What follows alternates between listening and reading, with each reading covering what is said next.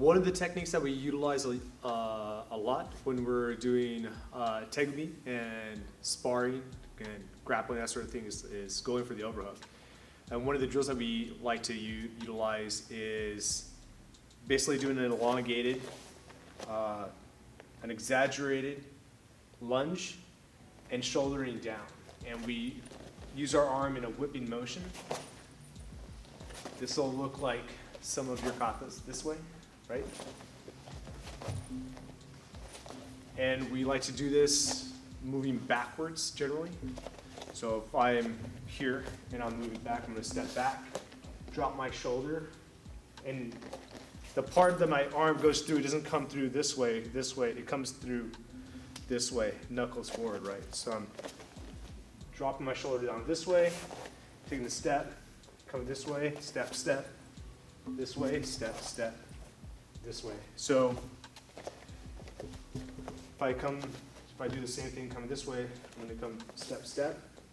This foot will be slightly kind of towards or a little behind this one, moving backwards, step, step, step, step, step, step. And you can do that going down the line. You can also utilize that with a partner as well. The partner drill version of the overhook drill, I'm going to have my hand on Aaron's shoulder, and what I'm going to do from here is I'm actually going to swim under his armpit, and that's the indicator for him to get his overhook on me and turn his shoulders to the mat.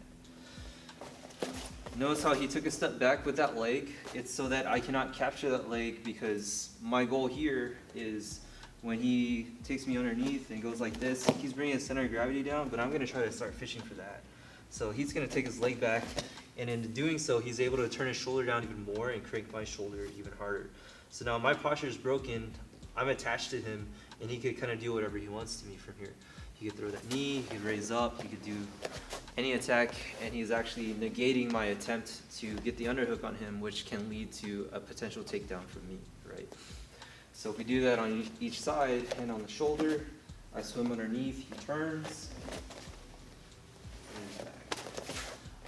You guys can imagine how the reason why he's turning too is if he lifts up that foot there, in this position here, he's kind of leaning onto me when he lifts up that foot, and that's kind of how our weight's distributed, where he's kind of, I'm pushing into him, but he's leaning into me and he's taking his energy backwards.